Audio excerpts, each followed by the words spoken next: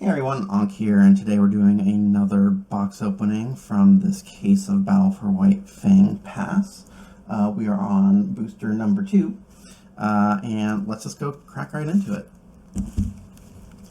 Got my trusty knife to pierce these seals, and we'll try not to spoil any soul binds as we go. An Armored Elk, Ardent Worm, Aegis Knight. A lot of A's and B's at the beginning here. Oops, kind of hard to see that. Alright, why don't we go ahead and start with our Utera today.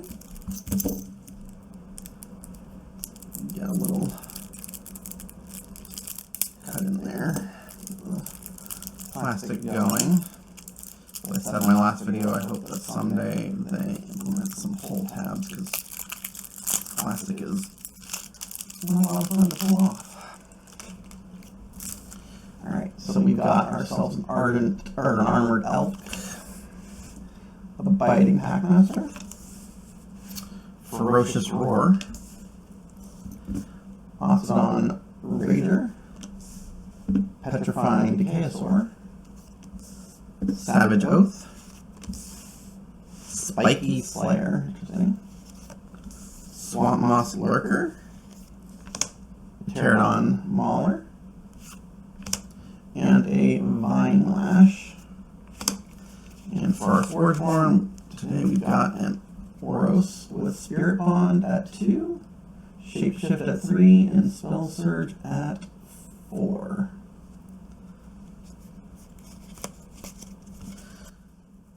So nothing too exciting. We've got the one warrior in our to go with our Biting Packmaster.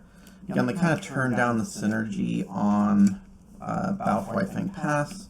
Hopefully in the last winter they will pick that up a little bit so that you don't get as many Feel Bads decks. But we will take a look at that one a little later. Why don't we move on to our Necreum? I think in our last video we got a Cerzal. The ideal open would be a Nova Elementalist if we could get it in this booster. But let's see what we get out of this one. Starting off with our Bride of Frankenbaum.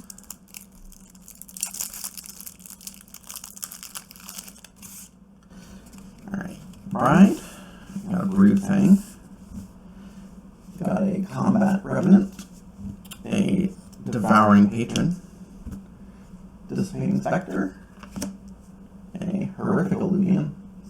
If you're going to get an Illuvian, that's a nice one to get. Keeper of the Damned, a Rune-Scarred Pit, Shadow Strength, ooh, and a Betrayer Wolf Sergeant, interesting. So that'll be an interesting one if you can get, like, put that with a Forge Seal deck. I know, Jesse from SolForge has been trying that theory out. Maybe I'll give that a try as well. So for our Forge Born abilities, we got Shadowcast at cycle 2, Sorrow at 3, and Soul Siphon at 4 for our Cersei here. So yeah, this is low spell count to go with our Bride of Frankenbaum, just the Shadow Strength, which is often free anyway, and the Rune-Scarred Pit. So not the spells deck per se, but the Wolfstar Djinn could be kind of interesting. Not a big fan of Illuvians, but if I'm going to get one Horrific, it's nice because at least you can take out 2 different targets, one in front of it and the one another lane. But let's take a look at our Aloyan now. See if we can get anything cool out of this one. I think the best soulbind you can get out of the Aloyan is probably Mad in the Winter, but one has a couple of okay ones. So let's start with Aegis Knight. Got Gizmo, Isolate. Ooh, another Betrayer. Got a Keeper of the Damned. That's an interesting scientist in Aloyan. Got a Portatron, a Redact, Shardbound Vexer, Shield-Bearing Prophet, Stabilizing Safeguard, and a tech upgrade. So we got, what, 2 scientists to go with that tech upgrade? Let's see what our Forge Born was. We got Ironbeard with promote at 2, formation at 3, and shields up at 4. So definitely interested in that Keeper of the Damned Betrayer. Could be interesting, see what we can do with that. It's also a land that has a decent amount of baked-in removal with the Redact, the Isolate, and the tech upgrade. So this could be an interesting deck to pair with something like Necram for Scientists and some destruction synergies, getting an extra Keeper of the Damned to go with like something like a Broodfang. But let's go ahead and open up our last pack here. See if we can pull out any full line, but preference would be the Elementalist. Got the Ardent Worm, Arrogant Sentinel,